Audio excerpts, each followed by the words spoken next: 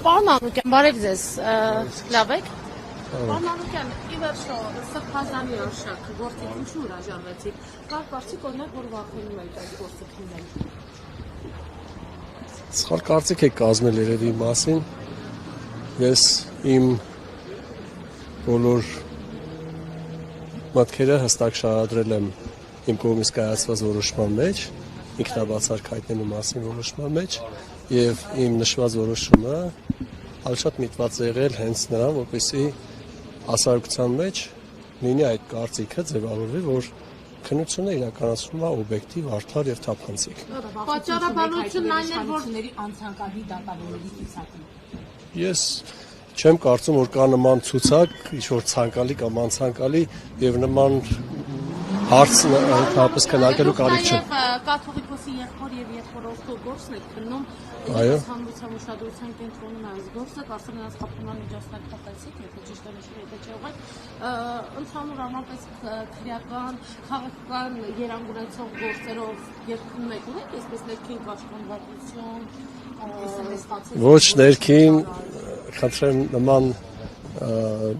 հարցեր մի տվեք, որտեվ վստահ եմ դուք եք համոզված, որ չկա նման բան, որ ինձ ինչ-որ մեկը կարող է SMS ուղարկել եւ ես դրա հիման վրա որոշումներ կայացնեմ։ Շատ կարճ Սահմանադրական փոփոխությունների արդյունքում որոշում է, որ դատավորները ասել է լինելու է փոփոխություն, դատավորները լինելու են ժամանակավոր պաշտոնակատարներ։ Փոփոխությունները կլինի, ինչ որ կլինի, այն էլ կլինի։ Օրինական է սա սահմանադրական։ Այսինքն դատավորի անկախության երաշխիքները։ Ես նման նախագիծ չեմ տեսել եւ վստահ եմ, որ նման ձևով չի կարող լինել, ոնց որ դուք եք ներկայացնում։